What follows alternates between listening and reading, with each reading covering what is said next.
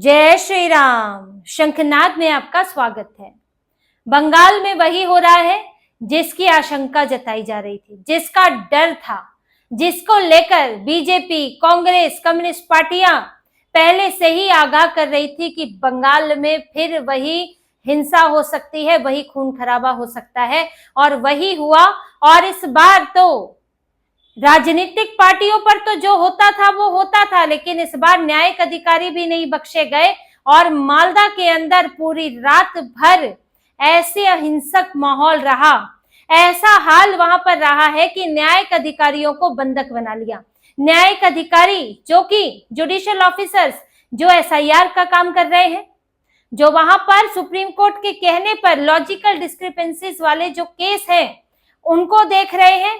और जब नाम कट गए घुसपैठियों के, जब वो नाम कट गए जो जबरदस्ती भारत के होकर बैठे थे, यहाँ वोट देते थे, सरकारी योजनाओं का फायदा उठाते थे, तो फिर खलबली मच गई। एक तरफ ममता बनर्जी भड़का रही हैं कि चुनाव आयोग जानबूझकर नाम काट रहा है, मुसलमानों का नाम काटा जा रहा है, आपको भगाने की कोशिश है। और जब ये लिस्ट सामने आई है, जब लोगों का नाम उससे कट गया है, तो फिर वो असर हुआ जो आप भड़का रहे थे, लोग भड़के और उसके बाद न्यायिक अधिकारियों को बंधक बना लिया।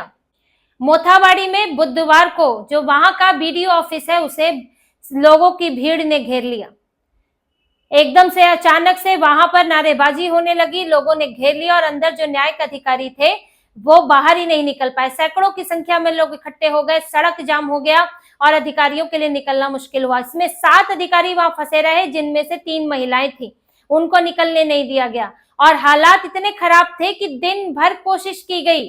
4 बजे शाम को ये हुआ था, भीड़ भाड़ तो पहले ही होने लगी थी, लेकिन 4 बजे घेराव करके उनको बंधक बना लिया गया। जिसके बाद पुलिस कोशिश कर रही है, सुरक्षा बलों से बात हुई, सुरक्षा बल लाए गए, लेकिन मानने को तैयार नहीं कि नहीं हमारा नाम जोड़ो, सीधे सीधे जिसका कटा है उस सबका जोड़ो, चाहे वो भारत का है कि नहीं, उसके पास कागज सही है कि नहीं, उसका नाम जोड़ो। फिर ये ऐसे करते करते रात हो गई और वहां पर ये लोग मानने को राजी नहीं। मामला सुप्रीम कोर्ट पहुंच गया, सीजेआई ने सीधे दखल दिया। सीजेआई देख रहे हैं वहां पर डीएम गायब है, वहां पर एसपी गायब है, फैसला कौन ले रहा है? सीजेआई खुद ले रहे हैं। रात 2 बजे तक सीजेआई जगे हुए हैं और यहाँ पर मुख्य न्यायाधीश, जो कोलकाता के मुख्य न्यायाधीश है, उन्हें दखल देना पड़ा। उन्होंने बात की, उसके बाद किसी तरह इन 7 लोगों को छोड़ा गया, लेकिन सड़कें जाम रही और पत्थरबाजी हुई। यहाँ तक कि जो पुलिस वाले भी गए थे उनकी गाड़ी पर ईंटें फेंकी गई और पुलिसकर्मी घायल हुए। और इस पर भी जब मन नहीं भरा तो अगले दिन वीरवार को भी नारायणपुर और यादवपुर में फिर से सड़क जाम हुई है, टायर जलाए गए हैं, पुलिस पर हमला किया गया है, सुरक्षा बलों पर हमला किया गया है। एक ही इनकी मांग है कि आंख बंद करके हमारे नाम भर दो। लेकिन इस पर सुप्रीम कोर्ट बेहद सख्त हुआ। सुप्रीम कोर्ट के लिए एक तरह का झटका था। सीजेआई सूर्यकांत तो इसको लेकर इतने परेशान वो दिखे, उन्होंने ऐसी ऐसी बातें इनकी सरकार को कही है कि ममता बनर्जी कोई अगर जिम्मेदार व्यक्ति हो तो उसका मुंह दिखाना मुश्किल हो जाए। ये तो अपना पल्ला झाड़ रही है कि नहीं नहीं भाई, यहाँ तो पुलिस और सुरक्षा तो चुनाव आयोग देख रहा है, पुलिस सुरक्षा चुनाव आयोग देख रहा है, लेकिन भड़का तो आप रही है, भड़का आपकी पार्टी रही है। क्या आपकी पार्टी ने ये बोला कि एसआईआर प्रक्रिया सही तरह से हो रही है, जिसका नाम कटा है वो सही है? अगर फिर भी उसको लगता है तो बाद में भी अप्लाई कर सकता है। आपके लोग, आपके नेता गली गली मोहल्ले में जाकर भड़का रहे हैं कि तुम्हारा नाम जानबूझकर काटा जा रहा है, बीजेपी ऐसा कर रही है, वैसा कर रही है। और इससे क्या है, इससे लोग भड़क रहे हैं। फिर आपके गुंडे भी साथ रहते हैं। टीएमसी के कैडर वाले देखे थे जो कोलकाता में आए थे, उन्होंने वहां भी हंगामा किया चुनाव आयोग के दफ्तर के बाहर। यही स्थिति अब मालदा में रही। मालदा पूरा जल रहा है और उसकी वजह इनको यही है कि ये लोग एक कानूनी प्रक्रिया, एक चुनावी प्रक्रिया को स्वीकार करने को राजी नहीं है, क्योंकि ममता बनर्जी ने ऐसा मन इनका भर के रखा हुआ है कि एक भारत तो हमारी बपौती है और हम यहाँ पर रहेंगे। और ऐसा इन्होंने 10-20 सालों से वो लोग यहाँ रह रहे हैं, दशकों से रह रहे हैं, उनके नकली कागज बना दिए हैं, तो जिससे उनके लिए जाना भी मुश्किल है। उनके लिए तो स्थिति ये हो गई है कि इस बार वोटर आईडी में नाम नहीं आया तो फिर बंगाल से विदाई तय है। और ये उनको बोला भी गया है कि तुम्हारा नाम आना जरूरी है, नहीं आया तो परेशानी हो जाएगी, फिर सरकारी सुविधाएं नहीं मिलेंगी। फिर कल को अगर कोई और एनआरसी जैसा कुछ हुआ तब आप क्या दिखाओगे? आप वोट बैंक नहीं रहोगे। तो ये समस्याएं सामने आएंगी, इसीलिए तो ये लोग भड़के हुए हैं और भड़काए हुए हैं। इसीलिए ये जो हालात बने, सीजेआई ने राज्य सरकार को बुरी तरह हड़काया है। कहा है कि आपके यहाँ पर सब राजनीतिक भाषा बोलते हैं और सबसे ध्रुवीकृत राज्य है ये। उनका कहने का मतलब ये है कि यहाँ नेता से लेकर अधिकारी तक सब राजनीति में लिपटे हुए हैं। ये हम आपको पहले भी बता चुके हैं, बस भाषा का अंतर है, मतलब वही है कि सब ममता बनर्जी के कैडर हैं, अधिकारी भी इन्हीं के कैडर हैं और पुलिसकर्मी भी इन्हीं के कैडर हैं। चुनाव आयोग ने इस वक्त ट्रांसफर पोस्टिंग की और यही चुनाव आयोग के हाथ में है ट्रांसफर पोस्टिंग करना। लेकिन अब कहीं चोरी का मामला हो रहा है, कहीं कोई इस तरह की हिंसक घटनाएं हो रही है। ऐसा नहीं कि ममता बनर्जी के हाथ में पुलिस नहीं है। ममता बनर्जी फिर मुख्यमंत्री किस बात की है, वो इस्तीफा दे दे। पुलिस आपके हाथ में चुनावी कार्यों के लिए नहीं है, बाकी कामों के लिए तो है।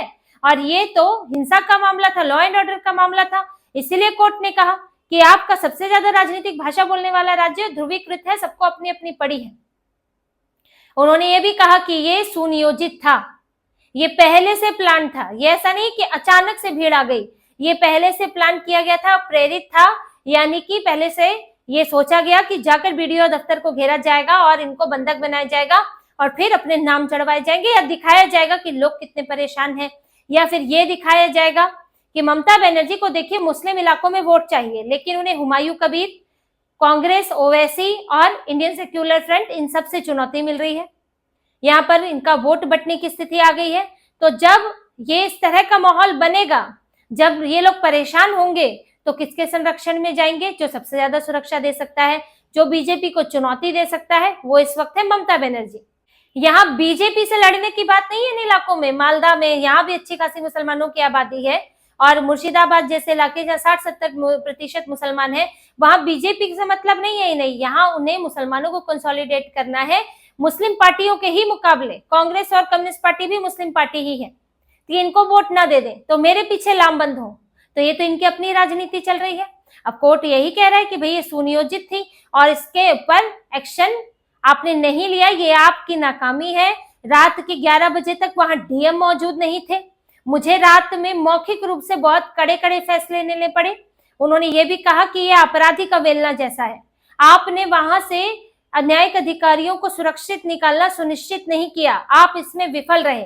अब उन्होंने अगली सुनवाई में इन सब से जवाब मांगा है। गृह सचिव से लेकर इन्होंने मुख्य सचिव, पुलिस महानिदेशक, डिस्ट्रिक्ट मजिस्ट्रेट, सबको बुलाया गया है, जवाब मांगा गया है और इन्हें बताना है कि ये सब कैसे हुआ, किसकी गलती थी, कहाँ लापरवाही थी। यहाँ तक सुप्रीम कोर्ट ने भी कह दिया है कि इसकी जांच सीबीआई या एनआईए से कराए और उसकी प्राथमिक रिपोर्ट कोर्ट को सौंपे। तो यानी कि जांच भी अब कोर्ट की निगरानी में ही हो रही है। तो कोर्ट ने तो बहुत ही बड़ी बड़ी बातें कही है, सीजीआई ने बहुत कठोर बातें कही हैं। उन्होंने तो साफ तौर पर राज्य सरकार को जिम्मेदार ठहराया कि आपकी वजह से वो सुरक्षित नहीं निकल पाए और इस तरह के हालात बन गए। और ममता बनर्जी यहाँ पर अपना पल्ला छुड़ाने में लगी है चुनाव आयोग का नाम लेकर। आखिर ये हालात बन कैसे रहे हैं? ये बंगाल में इतनी सुरक्षा के बावजूद, इतनी सख्ती के बावजूद ये हालात कैसे बन रहे हैं? क्योंकि राजनीतिक पार्टी के तौर पर आप हिंसा को बढ़ावा दे रही हैं। ये किसी और राज्य में तो नहीं हो रहा है। जहां सत्ता में तो बीजेपी है भी नहीं, वहां भी ऐसा नहीं हो रहा है। जहां सत्ता में है वहां भी ऐसा नहीं हुआ, ना बिहार में ऐसा हुआ, ना तमिलनाडु में ऐसा हो रहा है, ना केरल में हो रहा है। आप ही के राज्य में क्यों हो रहा है? और यही बात कोर्ट भी बार बार बोलता है, सीजीआई यही बोले हैं, पहले भी बोला है उन्होंने कि आपके ही राज्य में सारी समस्याएं हैं, एसआईआर दूसरी जगह तो बहुत आराम से हो गई, आखिर यहीं क्यों इतनी दिक्कत आती है बंगाल में? ये क्यों हो रहा है? क्योंकि ममता बनर्जी को आदत है पहले तो कि ये इन तरीकों से वोट पाने की। उनका अभी तक एक छत्र राज चल रहा था, वोटर लिस्ट पर इनका कब्जा था, वोटरों पर इनका कब्जा था, लेकिन आज वो कब्जा छूट रहा है। आज इनको लग रहा है कि मेरी गद्दी जो है खिसक सकती है, अब उस तरह के माहौल में नहीं बना पाऊंगी, बूथ मैनिपुलेशन नहीं हो पाएगा, डराना धमकाना नहीं हो पाएगा। तो ऐसे में इससे पहले ही, चुनाव के अभी काफी दिन बाकी है, उससे पहले ही एसआईआर के नाम पर एक उत्पात मचा दे, हिंसा मचा दे। इसीलिए इनके बयान इसमें अहम रखते हैं, मायने रखते हैं। इनके लोग थे या नहीं ये तो जांच का विषय है, तो एनआईए और सीबीआई कोई अगर जो भी जांच करेगा वो पता चल जाएगा कि कहां से शुरू हुआ था इकट्ठा होना। लेकिन आपके भाषण इन पर असर करते हैं, इससे आप इनकार नहीं कर सकते। ममता बनर्जी के पास अब यही बचा है रास्ता। इन्होंने सुप्रीम कोर्ट में एसआईआर रुकवाने की कोशिश की, हुई नहीं। चुनाव आयोग ने तो वैसे भी नहीं रोकनी थी। तो यही एक तरीका है कि ऐसा माहौल बनाओ, ऐसा दबाव बनाओ कि उस बीडीओ ऑफिस में बैठे जो न्यायिक अधिकारी हैं वो चुपचाप जो है सबके पेपर आगे बढ़ाते रहे और घुसपैठियों को भी भारत का नागरिक बना दे। लेकिन इन सब चीजों से ममता बनर्जी ना तो राजनीतिक फायदा इनको मिलने वाला है और ना ही वो इसकी जिम्मेदारी से बच सकती हैं। इसीलिए सुप्रीम कोर्ट ने सीधे सीधे इनकी पार्टी पर सवाल उठाए, ममता बनर्जी पर सवाल उठाए और इनको नोटिस जारी करके जवाब देने को कहा है।